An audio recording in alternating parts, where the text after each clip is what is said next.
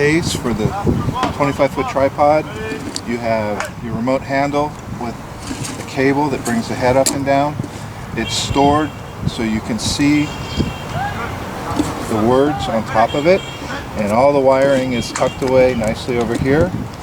You have batteries, you have monitor batteries, and you have camera batteries. You have your monitor, you have your camera, and you have your camera plate, which installs onto the top of the tripod. Your SD card is what we shoot to, is located in the bottom of the camera. When you install the SD card, the writing goes towards the lens. Push down, it pops in, close the lid. To insert the plate for the tripod, you have a screw and you have a stabilizing pin. This is the stabilizing hole, this is the screw portion. Both must be inside the hole. Screw it down, and it doesn't need to be real tight, it just needs to be firm. The camera will be mounted up here on the top. This is the winch that raises the camera up in the air. This is the post that holds the remote handle and the wire that controls the head up and down. And this is one of the couple of devices that holds the monitor while recording. To put on the camera, you go lens down and slide it into the track. You hear a pop. That is the locking mechanism. It's a security device which will not let the camera fall out. You will space the plate evenly inside of the mount, and notice it'll only be like a half a twist, a quarter of a twist, and it's tightened down. Then I open the lens cover, I open it so you now can see the lens. This is the remote handle, which controls the on and off of the camera, the record, and the telephoto in and out. On the side here, if you can get a picture and it's not, and it can record, but it doesn't look like the zoom is working, you have a slow zoom control right here, which has accidentally been switched to the on position. Make sure this is always in the off position. While mounting this, the tripod has the stem right here and the mounting nut that holds it on.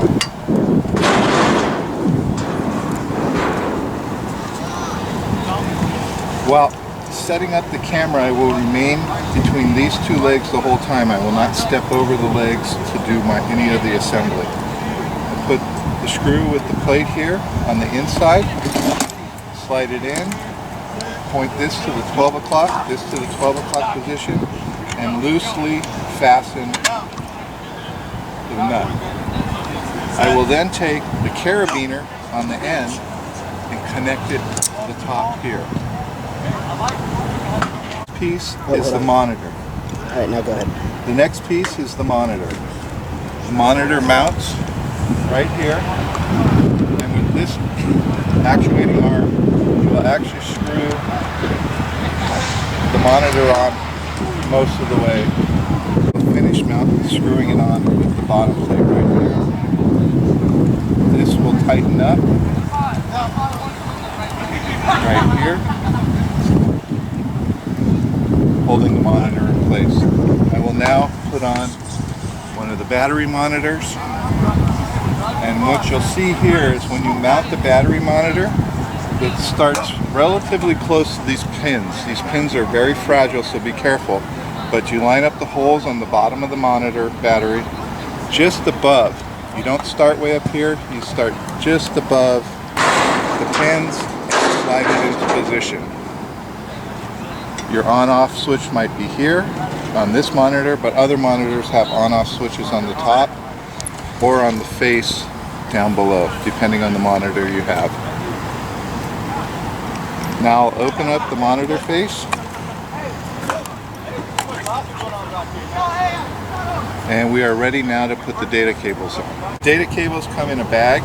You have two cable sets in here. One set is a backup set, the other set is the one you use all the time. The data cables have a top and a bottom. The top part is the small HDMI versus the large HDMI. It's a smaller piece. The top also has an adapter that plugs into the camera. Before you ever plug the wires into the equipment, whether it be the camera or the monitor, you must always anchor data cable first. By anchoring the data cable first, this will not allow any of the cables to be tugged onto the actual plug-in spot on the camera.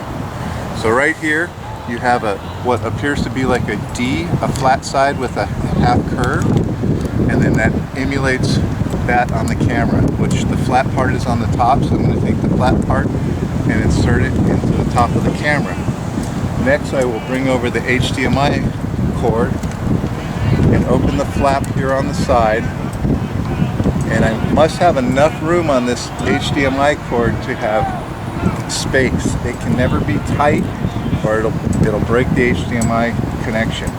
So you have enough room to put it in. Again, the HDMI has a long flat top, and it's a long flat top on the top over here. You insert it into there, and that's the top portion of the assembly for the data cable. The bottom insertion, the bottom assembly for the data cable, again has another ring. This must again be anchored prior to connecting it to the remote handle or the HDMI plug inside of the monitor. Right here is on this unit, this is the anchor spot. On the very bottom, there are 4 pieces here, 1, 2, 3, 4. You must be on the 4th bottom block here to anchor it. You cannot be on any of the higher ones or it will break the equipment. You screw this in, and that is your anchor for the bottom. Now that you're anchored on the bottom, you take your cords and you plug in your remote handle, and you plug in your you plug in your HDMI cord into your monitor.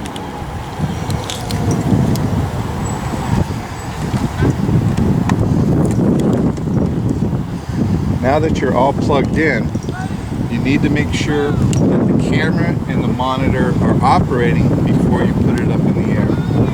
First, I will turn on the monitor, power it on, and I have a blue screen. The next, I'll turn on the camera, and we'll get closer here and see if we can hear the camera turning on. It's this right here, it says on off on the camera. That turns on the camera, and on this blue screen it'll take 5 to 10 seconds, but then you'll get your picture. Once you have a picture, you can now raise the camera into the air. Raise the camera into the air, spin this around, take your excess cable and put it up over the far leg, keeping everything away from the winch here, even taking the remote cables away from the winch. Now that you've got that all set up, you're going to raise the camera up into the air. You want to make sure that none of these wires get caught or fouled on any of these blocks going up. And once it appears to be done, your next concern is making sure that the lower cable here does not catch on this or any equipment on the ground. You must wind the winch in a clockwise motion. It'll go up counterclockwise, but it will not lock with the locking pin right here.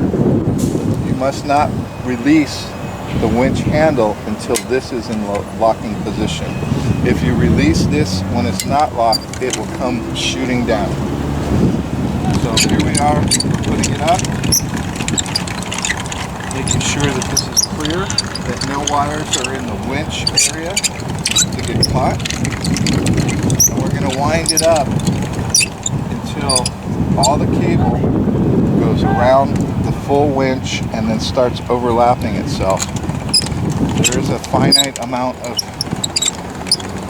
wire that will go out, and that's when you reach this spot right here, stop.